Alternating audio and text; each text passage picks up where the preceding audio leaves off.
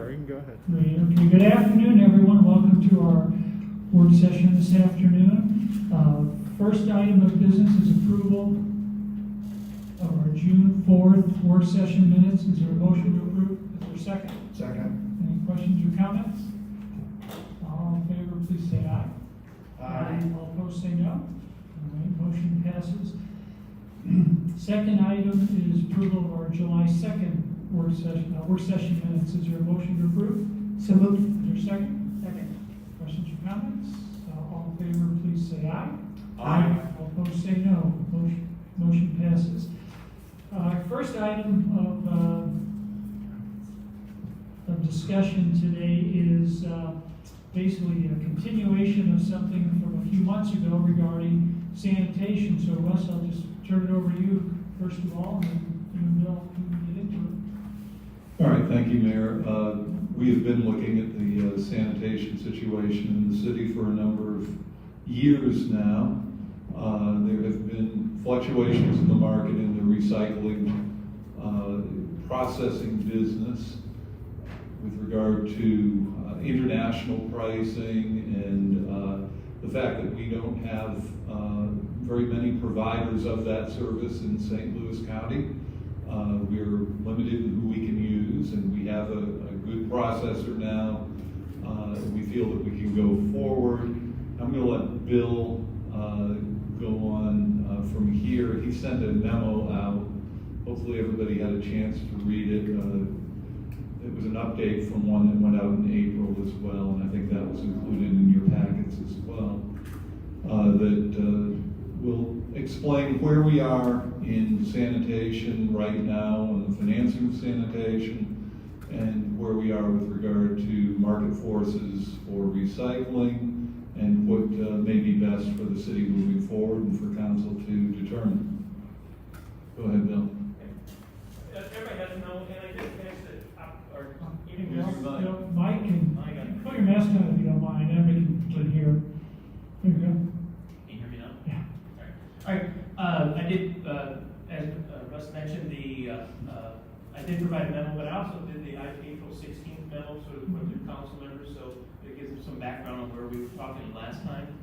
This is really just an update that what we're looking at right now is that the recycling processing cost right now is showing a little bit better over the years that we've had it. We've been the market due to the COVID crisis and the packaging that's going on. The price for cardboard and paper product is starting to go back up. So what that does, it affects our processing cost, because in our agreement with Republic right now, our base cost is $118 a ton to process, but then we get 80% of the cost of the average market value. So as the average market value goes up, our processing cost goes down.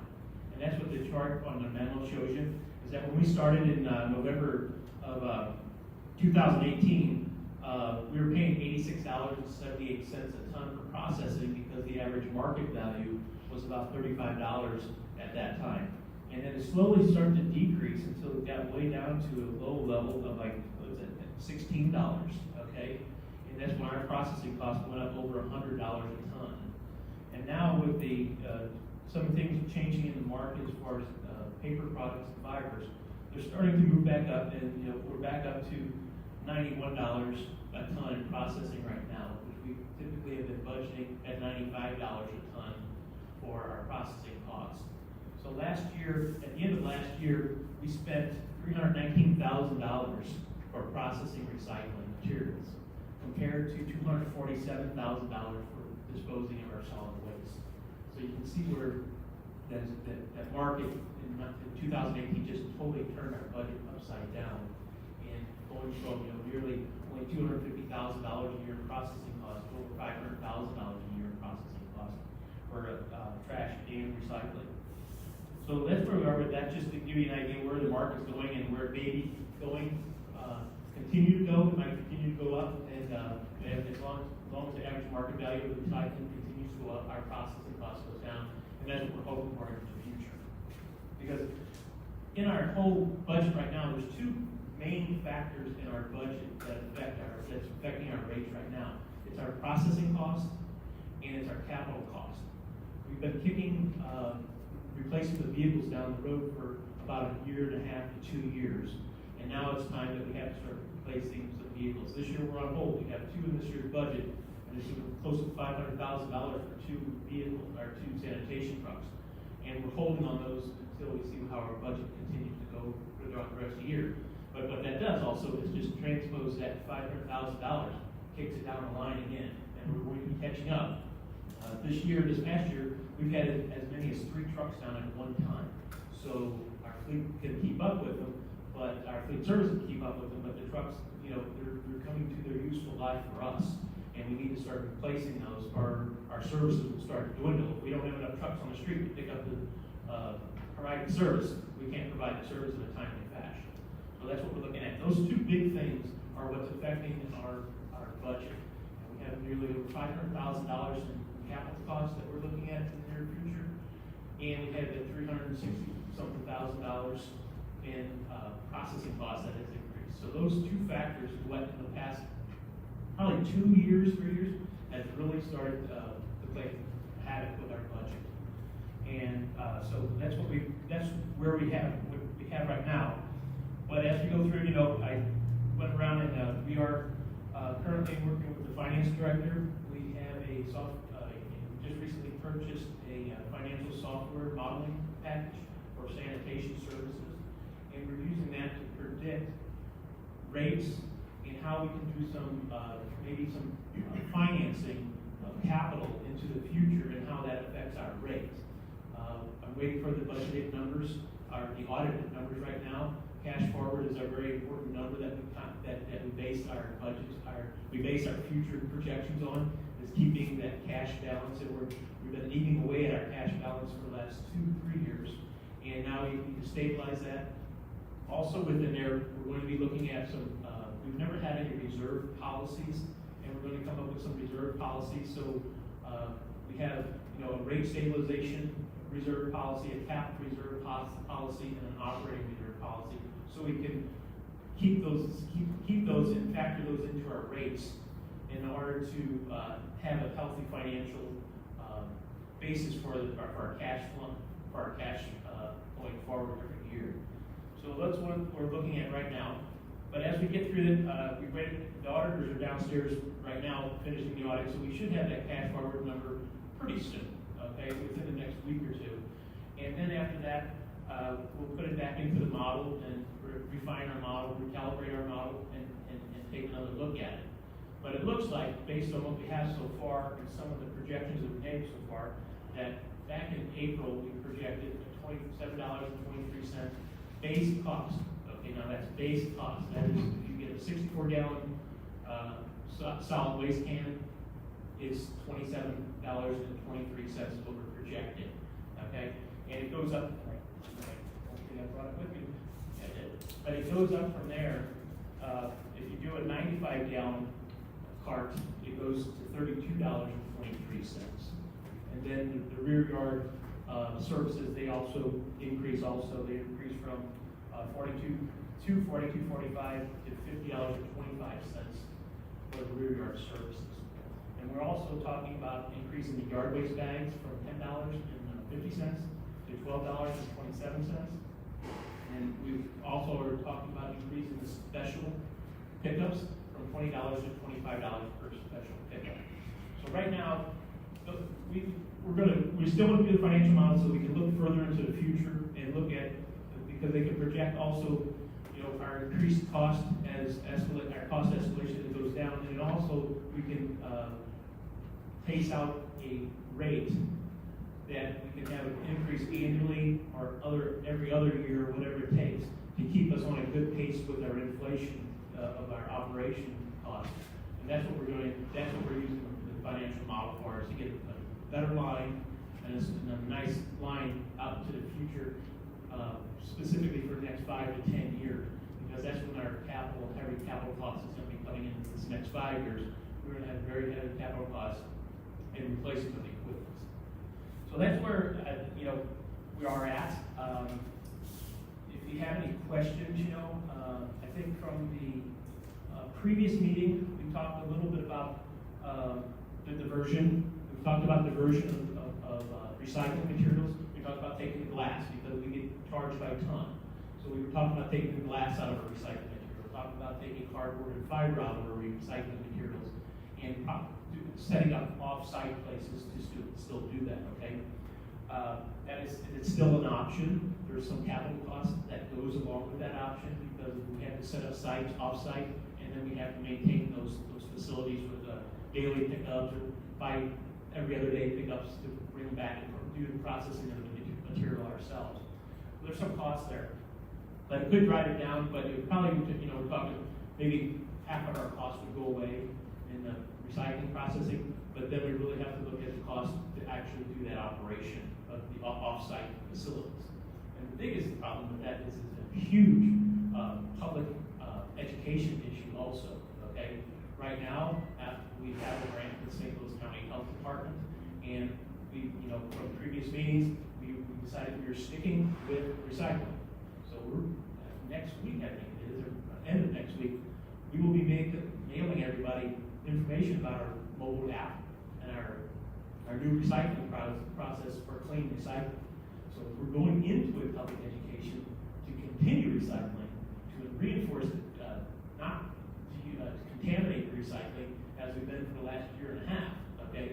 So if we change that tone soon, that's going to be a huge public education issue to start that diversion, okay? But diversion of waste is always a possibility. And the other thing we've talked about previously was outsourcing. That's something that is always an option, is to outsource the services. We're only one of about 4 or 5 municipalities that have their own sanitation service, and we're probably the only 1 or 2 that have it at the level that we do. Okay, us in New City are about on par as far as the type of services we provide and things of that nature. One of the other things that we talked about was briefly mentioned, like Councilman Ward, was yard waste.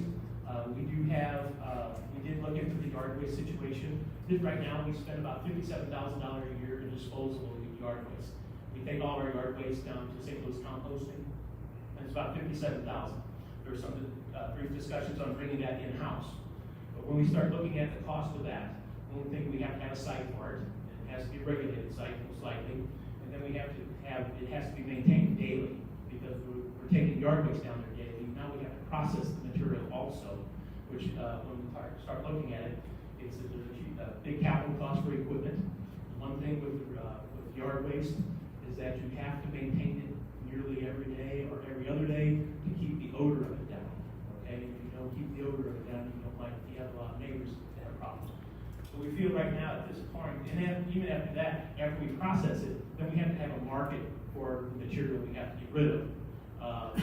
Turn it into usable mulch or usable compost, one or the other, and that's a process that takes time and energy to do that. So those are the things that we've looked at to reduce our costs. But it looks like at this time, it's the rate and our capital costs and our processing costs that is going to have to be adjusted to keep us solid going forward in our operations. So, Russ, you have anything? Yeah, I just wanted to add that this meeting is to discuss what our current proposal is to keep operations within the city. We had talked previously about outsourcing. We feel that, and I think council is in agreement with us, that if we keep it in the city and keep our operations in-house, that's probably better. And we will be still in the realm of comparability with our neighbors as we implement these. Some of that is in the memoranda, but it's a sustainable operation if we can adjust rates at this time, and the rate adjustment would actually occur in August as proposed. Anything else, Bill or Russ? No, Russ is exactly right. On our schedule that we're looking at right now is to have something in front of the city council in August to adjust the rates and make it effective October 1, which gives us our 6 months remaining in the year. And the way we feel the projections will go, we would do an October 1 rate increase and keep that rate for 18 months, and then get on a cycle back, and it would be April of 1 of 22, we would start seeing rate increases. Because when we're looking at our cash forward with our policies, we're lowering what our operating cash we want to have in the bank at any one time.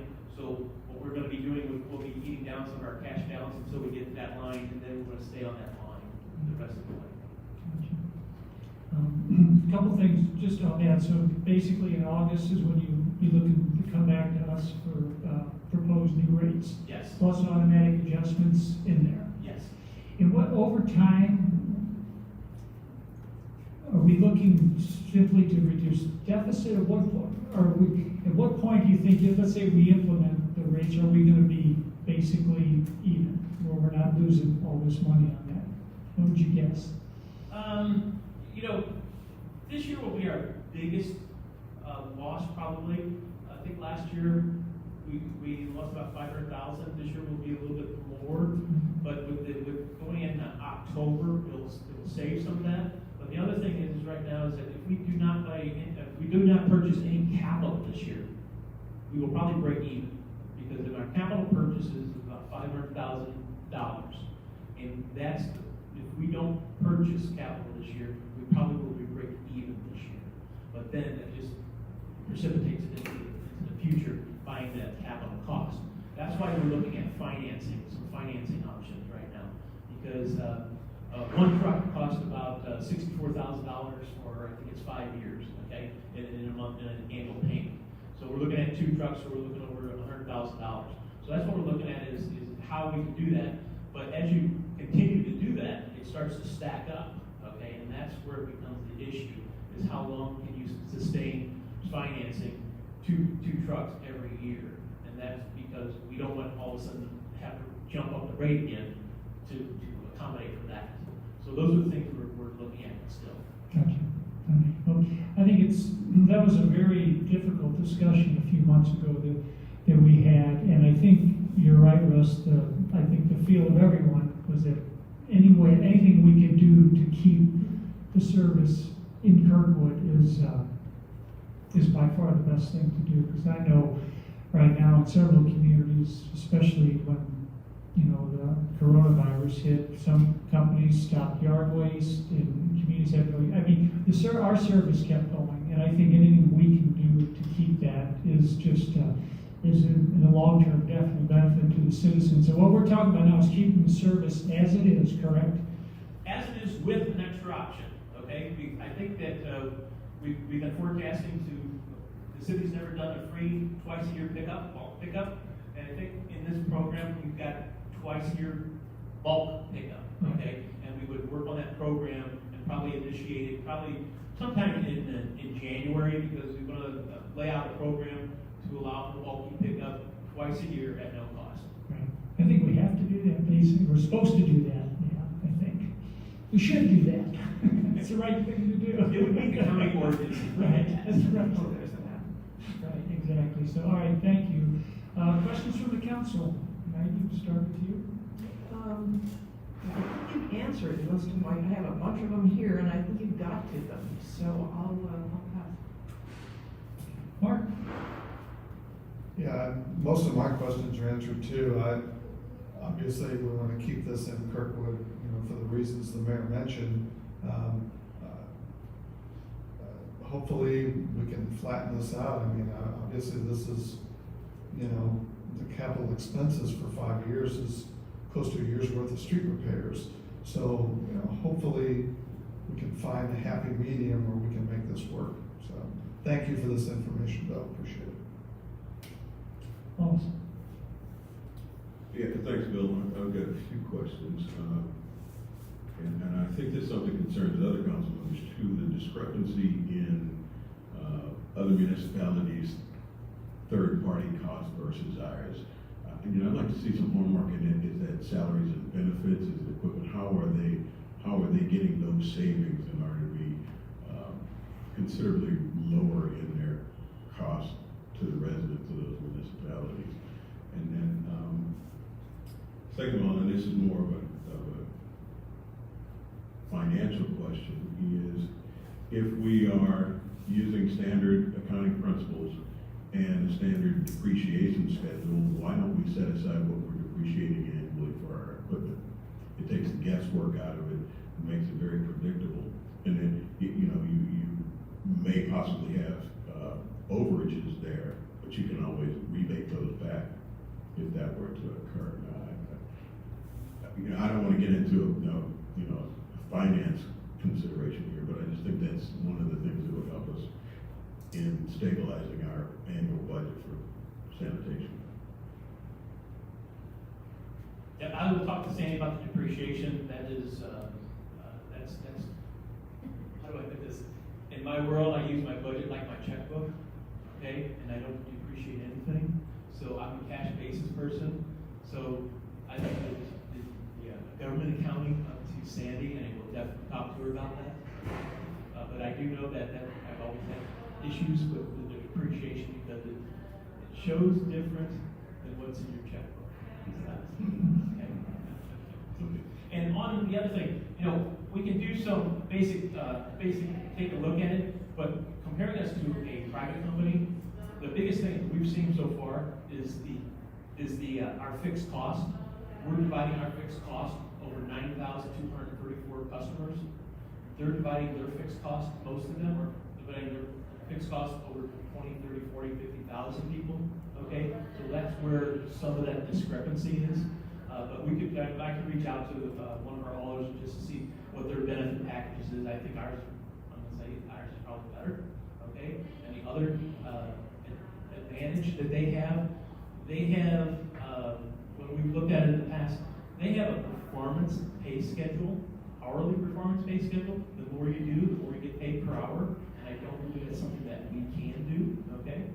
So we've looked into, I think I can pull out our last study we did because we talked a little bit about it in our last study. Because on the private side, they have the ability to be more flexible in their pay schedule.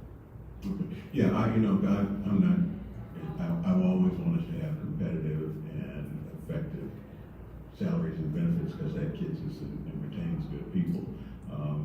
But I'm a little suspicious that some of the haulers may be cheating on maybe that's the wrong term to use. May not be following the letter of the law when it comes to disposing of recyclables. And that would certainly help you reduce your cost per ton if you're putting it in a landfill versus actually recycling it. Now, I'm not using any names, so I'm not making any specific accusations, but it's a concern that I have.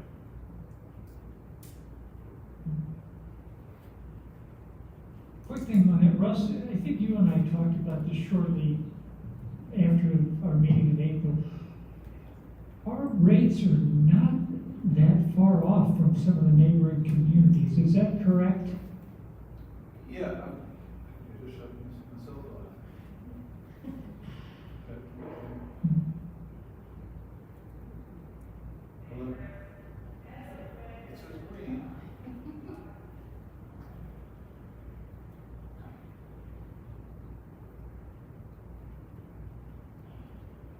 What more bills?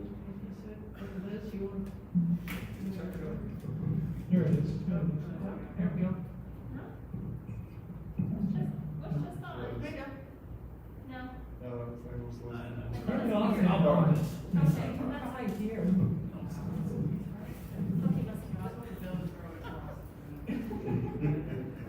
okay, Testing.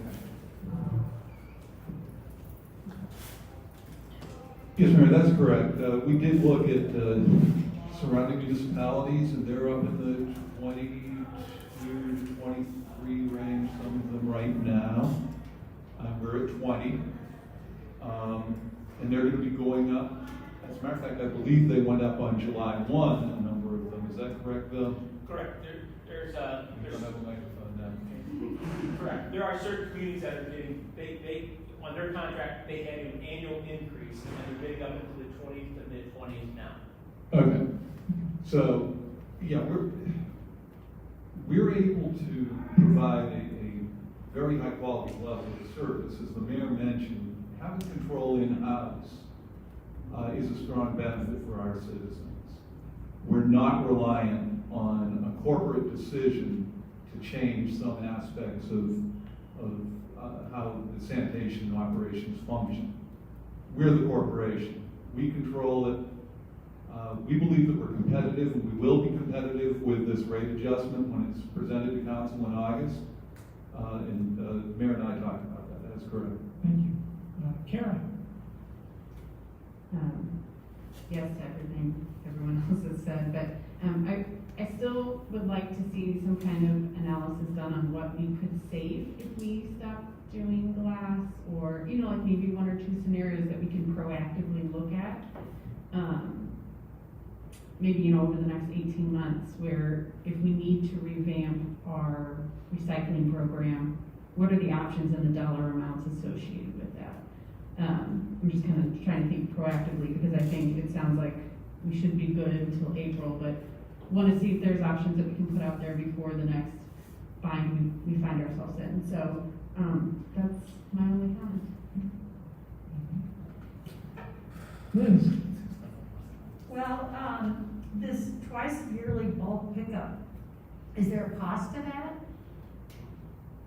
There is a cost to it, but I believe we can absorb that cost. It's probably $60,000. It's not an exorbitant amount.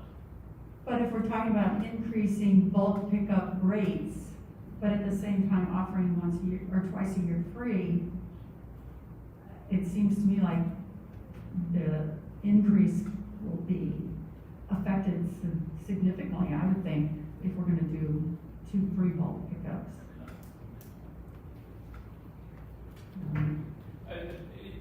What can I say? We do about 50 to 75 pickups a week on special pickups. Okay? I can tell you from my own experience, I live in a community that does the two times a year free. Been there 20 years, not used it once. Okay? Because when I want to get something out of my garage or out of my house, I take it. I do it. I get rid of it. Okay? So I think there may be, you know, that's the type of people we're looking at, because a lot of people don't like to have their things accumulate. They like to get rid of them when they're ready to get rid of them. And that's why we still think we can offer it twice a year bulk. But I think the participation rate, it'll be high initially, but it's been, and I've done it in other communities where it's worked out, it evens itself out basically. But there is a cost, there is an absolute cost to it for the disposal of whatever we pick up. That's all. Okay. Walsh, you have something? Yeah, I just wanted to add, you know, historically, we did the bulk pickups annually, and one of the benefits we have with having our own street department, we have heavy trucks, which we put a lot of that bulk stuff into the city's dump trucks, and all, not rather than just a sanitation truck, so that helps with that cost and operation. But that, I mean, that's something, you know, the cost is one thing, but that's something recycling, and then there's twice a year pickup is required by county ordinance. So, anything else, Liz? No, that's all. When we talk about the education of the public, I think one of the things that we ought to look into, and I don't know enough to advocate any particular way to go with this, but I have heard reports that some things just should not be recycled. It's not efficient. Isn't all that good for the environment. It actually has a negative effect on environmental concerns, which is that, and resources is what recycling is all about. So if we found those things, and if it adds up to any amount of significant issues, maybe those things we could educate the public as well on that, and divert some of the recycling from, so we don't have as much tonnage, and maybe save some costs there. So I would like to see some looking into that, and then we'll decide. Like I said, I'm not in a position to advocate for anything one way or the other, but I did see that and read about it. I just have one question, which is, I'm interested in the backyard, or the backyard, I guess, what do we call it, backyard pickup? Rear yard pickup, right. And, I just am curious who the typical user is of that service, and how much of that is, what percentage of customers use that service? Very low. We have about, I think it's 55 to 57 people that use that regard service. So out of our 9,000 customers, it's an extremely low service. And who are they? Is there a standard I would say profile? standard profile. I would say yes. A lot of them are live along West Adams. Okay, so they don't have to bring their carts all the way down. We go up to their driveways. People with very long driveways. And those seems to be the people that we that would tend to be the people that we service.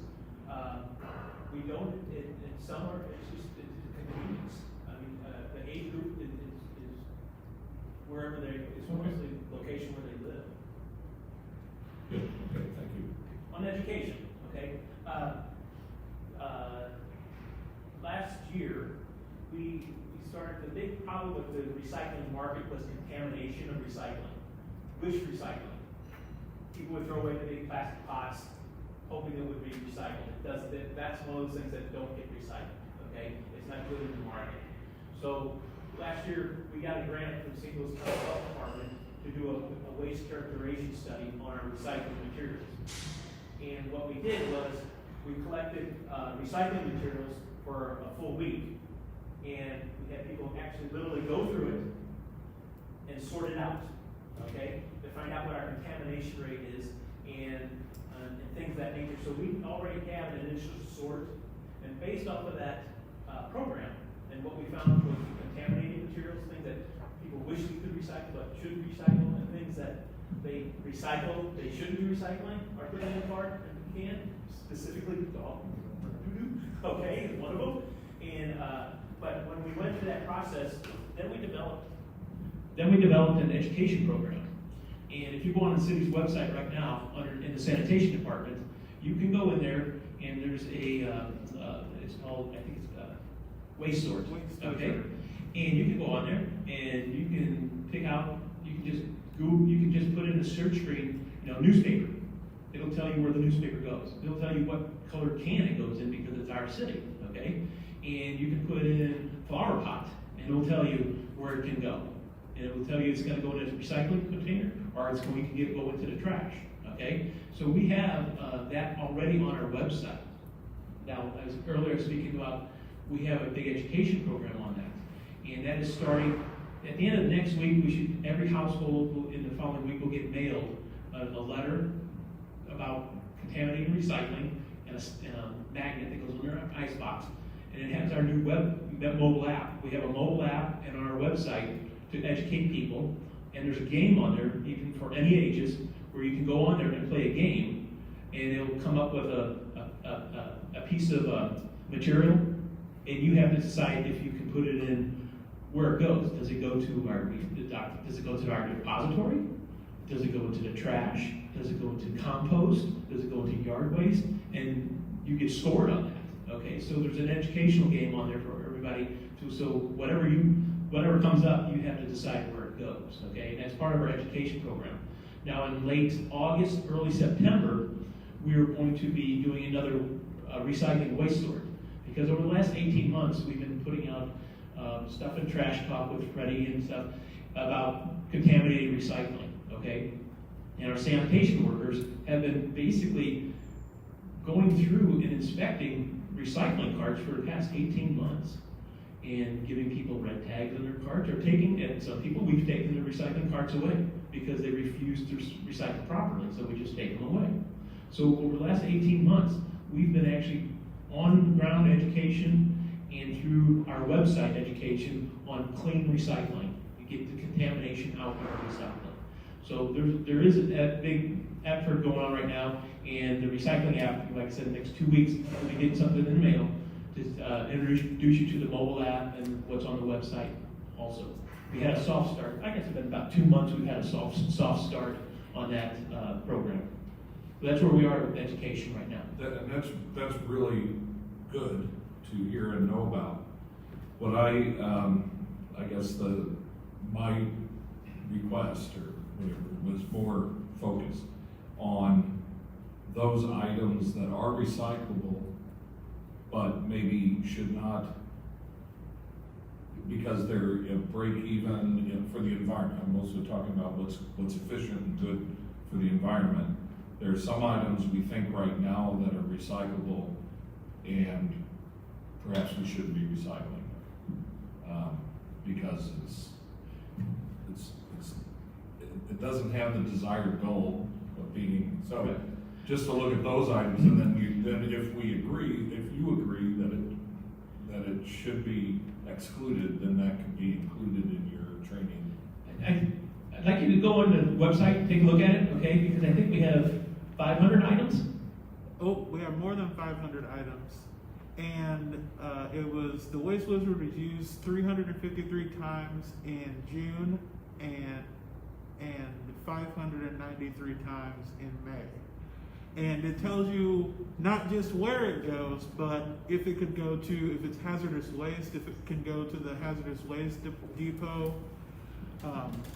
And it tells you like collection days, and you can even submit service requests on that app as well. When we went through that, they gave us an extensive list through the consultant, and we had to go through that list. And like I said, it has a lot of items on there. So take a look at it. Thank you. I'll send you the link. I see.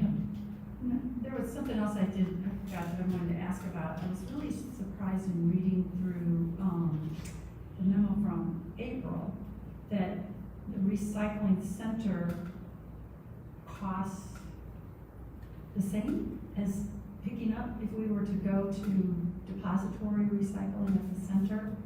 Did I read that correctly? Well, the recycling depository has an operating cost, okay? And that the operations have never been covered by the materials. When we were getting money for the materials, it never covered the cost of the operation of the center. Okay, it was always there's always an operating cost to that. Usually it's around $150,000 a year to operate the depository.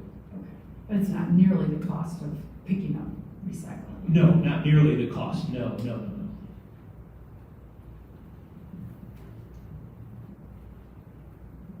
I'm excited about the website as well. I'm wondering if we have thought even a little bit outside of that box of people that just don't figure out computers, of how we can even maybe get to farther places than just the website. I know, basically, I will say most of our education is now computer-based. The letters going out to get people to sign up for it, okay? But that's something we can definitely look at. We use Trash Talk, but then again, that's email-based education. So that's something that we definitely have to look at with flyers, and we do occasionally use the utility billing inserts. But as you know, a lot of people don't even use that anymore. You know, so Yeah. we would have to look at a more paper-based education program, and I think we can definitely do that. Yeah, just because there are going to be some people we're not going to get it Correct. via computer. Yeah. Thanks. Anything else? Oh.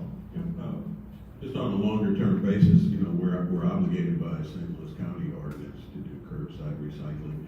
And I think it would be worthwhile for us to have a sit down with Councilmember Fitch to discuss, how current market rates and issues affect our curbside recycling, and whether the county should look to amend its ordinance to reflect the difficulties that we all have with recycling.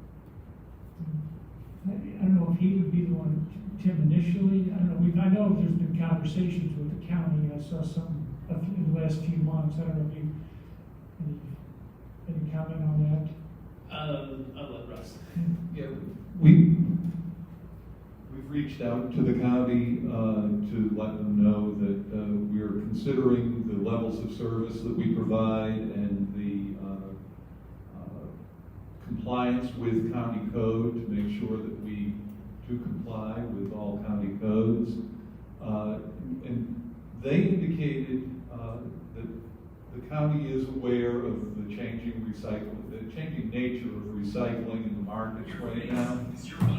And that it is certainly a point of, not of emphasis for them, but they're aware of it, and that they may eventually consider adjusting the requirements on municipalities. That's where we left it. And I think the initial request went to Tim, and he forwarded it on to the Public Works, or whatever department that is there, yeah. So, Yeah, it did go to Tim first, that is correct. Yeah, okay. Very good. So it sounds like the plan now would be for you to bring the rates to council, and that is correct. Is council comfortable with that under the legislation coming forward without us meeting again to discuss it? I just want to make sure we're all, we'll have a chance to discuss it when the legislation is brought to us, but is everybody good with that? And I can still answer questions. So, all right, so that would be our next step. You bring it to us. Very good. Thank you, Russ. Thank you, Bill. Thank you very much. All right, next item on our agenda is our planning meeting discussions. Everyone knows in a couple of weeks we're having a budget planning meeting, and Russ sent out some information yesterday on what some of the topics are that he and staff feel are appropriate at this time.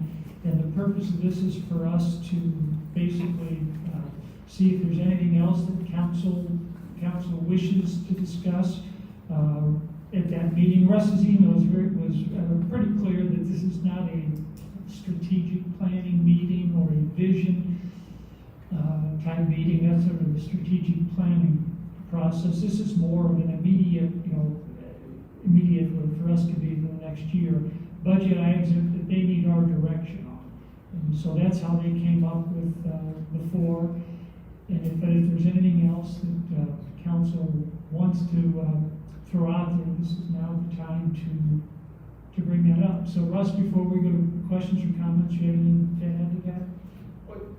No, I think you eloquently stated, the purpose of the meeting is to be focused on some budgetary items that are undecided at this point, but City Council and its priorities has discussed previously as being very important to City Council, and we want to make sure that we're going in the direction that Council wishes. So we need to have a couple of discussions, really 4 separate discussions on things such as revenue streets, municipal court, and community center to help clarify where we're going. Okay. I guess the question for us now, we don't need to go specifics through these, but are there other topics or there questions on what the goal is of the session? So, anything from council? Maggie, anything? If you could just be a little more clear about the goal and what you're looking for from us. Yes, absolutely. For the revenue update, there were a couple of actions, and this would actually be, I didn't put what I was looking for council on this document that you received, because I knew we were going to have a discussion. But if council would like to know what I'm looking for from each one of these, my intent was to put, the needs from the session that staff is going to have, particularly for the first item, is clarity on whether we go to a referendum on police and fire pensions, and clarity on whether council wishes staff to bring them in August a proposal to adjust the general fund property tax to the approved rate, already citizen approved rate. Similarly on streets, council needs to understand before it gets into the planning process and budgeting process for street restoration program, whether council wishes us to continue on the 5-year cycle plan with 5 districts, or if city council is more interested in perhaps going holistically across within the city and not by district, not clockwise as we did in the first 5 years. And we wanted to have a discussion, because I know Mr. Ward has brought up the need to make sure that the streets are being done in the best way possible, and we get as many done as possible, which I think is everybody's goal. But we wanted to go through the methodology that dictated the first 5 years of the restoration program, and whether we want to continue along those lines or to adjust. So that's what that segment of the meeting was intended for, and the result being staff knows what to budget and how to approach it. Municipal court, we have seen a decline in, or an increase in the operating costs of the court versus the revenues taken in, and there are a number of cities evaluating whether operating their own municipal court is appropriate at this time under these circumstances. And we just needed to have a discussion with council as to direction there and how we need to budget for that entity. Community center obviously has always been a part of the overall project for Community Center, Performing Arts Center. The Performing Arts Center was born as the discussion of the Community Center because we have had a performing arts component in the existing Community Center since 1968. And it was the intent of council to continue to have a theater space. It could not continue to be housed at the existing community center in the way that it had been, and still be brought up to the level that is necessary for professional performances that it houses.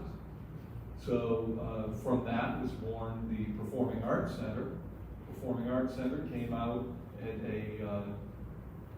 a cost that exceeded what was originally envisioned, but that was as a result of building it to be a 75-year building with great functionality, great adaptability, and really becoming a performing arts / event center with 2 stages.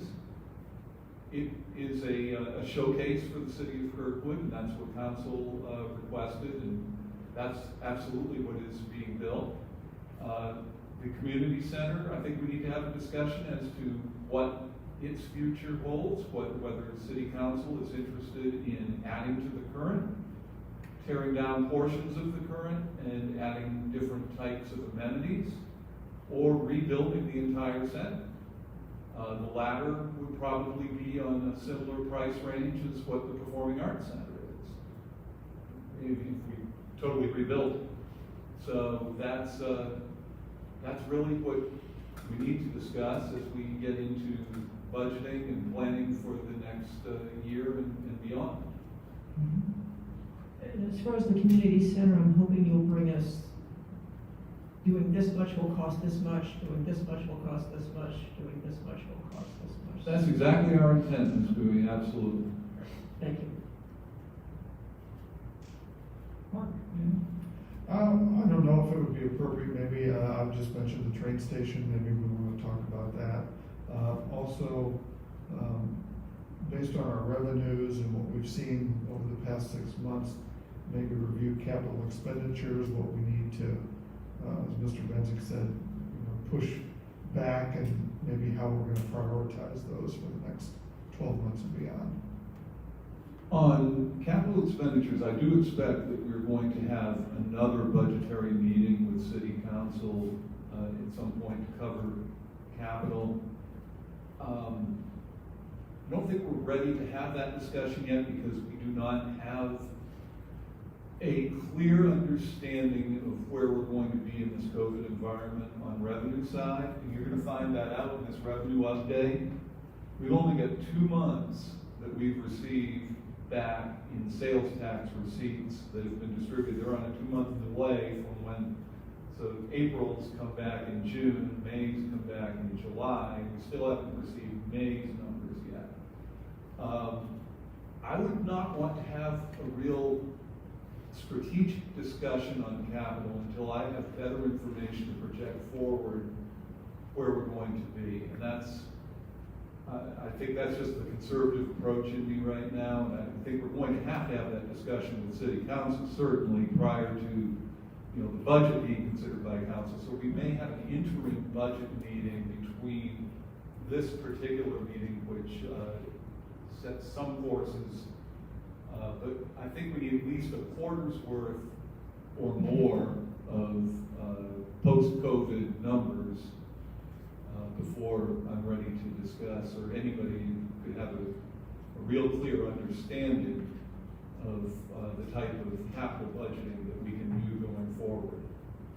I think that's fair. I think that's.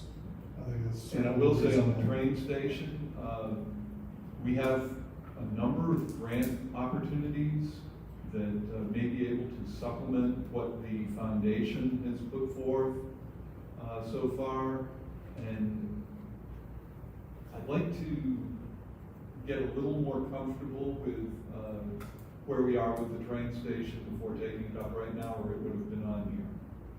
Okay. Sounds good. Thank you so much. On that, Russ and I talked the other day, there's a good chance, not just on capital topic, but maybe have another one of these that arises out of topics here. So this is it for the year. We might find in 2 or 3 months, we have to have another planning session based on what we get out of this one, plus maybe, capital items, plus other things that come up. So this is not we gotta get it all in, in this period, so. Good to know. Correct. Well, Yeah, I'd like to add 2 items for consideration. One being communication. I still think there's room for us to get much better at communications. Let me refer to them either inter and intra-city. So how we communicate through the council to the city administration, and how both of those same 2 parties communicate with all the residents within the community. We've got some real opportunities for investment, getting better at that. And given where we are on a national basis, and this is by no means an indictment of our police department. I think I'm very proud of our police department and the officers and women that we have. But I think in order to educate our community about our law enforcement, I can't think of a better way than to highlight it in our planning, so that they can see what we do, how we're looking to improve. I just think it would help us. actually, Russ and I had that conversation on Tuesday and decided that, we're gonna have a separate meeting on that, where the public can be there and watch us. Have that specific discussion on that. So we talked about it because it came up within the last, obviously, couple months, and talked about putting it on here, but that would just be a discussion basically amongst us. So we decided we were gonna have a meeting in the near future specifically on that, a work session type setting. And if this board is interested in communications, we can add that to this if you'd like. I don't have any problem with that section at all. Thank you. Everyone said mine. So I guess I'll just say seconded to the idea of adding the communication and police, but if we're having our own discussion on it, I think that makes more sense. You keep it in its own kind of structured environment. Yeah, looking forward to it. Yes. Nothing to add. Bob? No, sir. Very good. Well, thank you. I love it when we go on retreat, and I love it when we get the lunch and all that kind of stuff. Maybe if we're going to have more than these periodically, we could just meet here and not spend the money. All right, thank you. Well, this, just for clarity, this doesn't include lunch, so Okay. be clear on that. I actually set it up that way with an intent here that people come with full stomachs at noon, ready to work all afternoon through these issues. We'll have a 15-minute break about 2:30. I have, lemonade or something like that, and that's about it. Okay. So bringing our own snacks and that sort of thing. Well, we'll have lemonade and some finger type snack cookies or something. Okay, good. You don't have to bring your own cookies. Okay. It's really, this is great, if, in just for future. Absolutely. If you bring snacks, bring something real light, will you? No, I'm bringing things that Lily Island. Spare ribs. All right, thank you all. Okay, so the next item is just discussion on our board and commissions and appointments, reappointments, liaisons, etc. I know Laurie sent out the list, and then yesterday evening sent out my nominations for most of them. There's still a couple that I'm purposely waiting on nominations, and I guess the question is, if we don't need to go through each and every one of the board and commission appointments and reappointments unless anyone has specific questions on anyone or any of the particular boards. I will just, I do have an email into Andrew. or Dan talked to him, that's what I did. Yeah, I kind of called him, talked to him Tuesday. Okay, yeah. Yeah, so, I mean, if there are no questions on these, we still have a couple that are open, a Board of Adjustment alternate, Arts Commission. See, the Arts Commission makes recommendations to us, so we don't, there was one, when they wanted to expand their board last year, 2 years ago, it was decided to let them pick the people and bring them to us. Board of Adjustment, Civil Service hasn't had a meeting, how many years, Georgia? More than 10. Yeah, so we're not, we're not too worried about that one right now. So we serve on a board and commission, so see you in 10 years. And then, intentionally with planning and zoning, there's 2 openings, not sure that, Greg is resigning, we don't know the exact date of that yet, but we've got some time, we'll have that coming up in early August. So if there's no questions on the appointments or reappointments, that legislation will be on our agenda next week. I do want to thank Kara, because I've been nudging her the last couple of years, and several of these people are Kara recommendations, so I guess we want to rethink some of those. Should write a So, all right, so Laurie, those will be on our agenda for next week. Let's see, and then the board and commission liaisons, everyone I know sent in preferences, and I went through it, and I tried to give everybody, hopefully got 1, 2 of their first, second, third choices. So, and this is always subject to change, so if people at any point in time would like to change amongst each other, please talk and just let me know.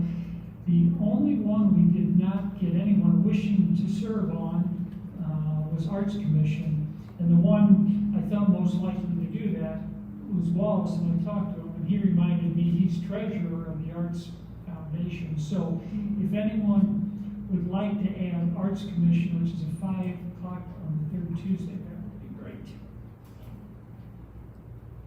Yeah, we'll just, It's a party group, you want to get in there. Let me check, it would be fun, let me check. okay, look, if not, maybe I have to go, but I'm not very, I'm not very artsy, but I'll go with it. All right, well, we'll talk about that. All right. I don't know, you could talk about mayoral portraits. Well, there's that. And why is that not on that wall? Oh, there was good reason. I know, I And that one isn't either anymore, so. There you go. All right, very good. And then there was 2 others that aren't really part of the board and commission liaison that I've asked. And one is the Audit Committee. And what the Audit Committee is, the mayor is automatically on it. And I asked Wallace and kind of haven't asked Liz, but asked you, basically what the audit committee does, really it meets twice a year.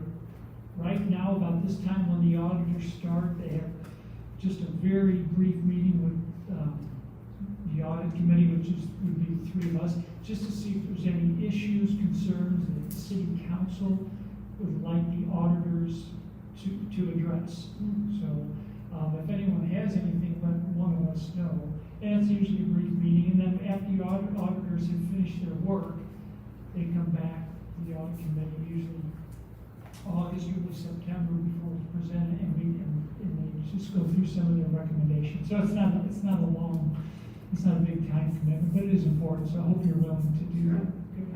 So we'll be setting a meeting, Russ asked me to set some up this month, so maybe soon.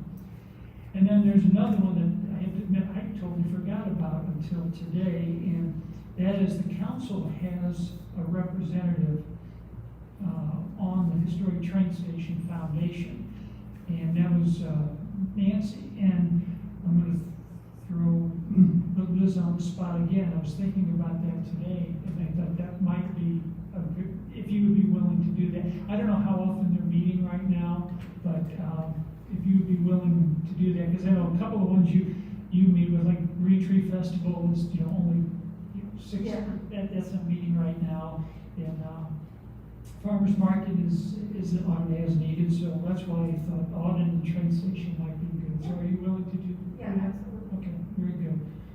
All right, Laurie, so if you can make sure those two are included in the legislation for next week. And then the final item is we all, according to charter, the city council must elect among its members a deputy mayor to serve in the absence of the mayor. And my nomination or recommendation is our most senior member, Maggie Dewey, to serve in that capacity. And as we talked yesterday, other than maybe an occasional recusal or meeting this, I hope you don't have to serve. And she said, unfortunately, there's only been really one time when deputy mayors had to really come in, and I happened to be it at the time, but it is an important part of the charter requires that we do it, so that also will be on our agenda for next week. Anyone have any other business that he or she would like to discuss tonight? I don't know, based on new information, I might want to switch one of my liaison to the Civil Service Commission. Laurie, please add. I don't know why the mayor has always been the liaison to that. I don't know if it's part of the ordinance or something, but so. All right, if there's nothing else, then this meeting is adjourned.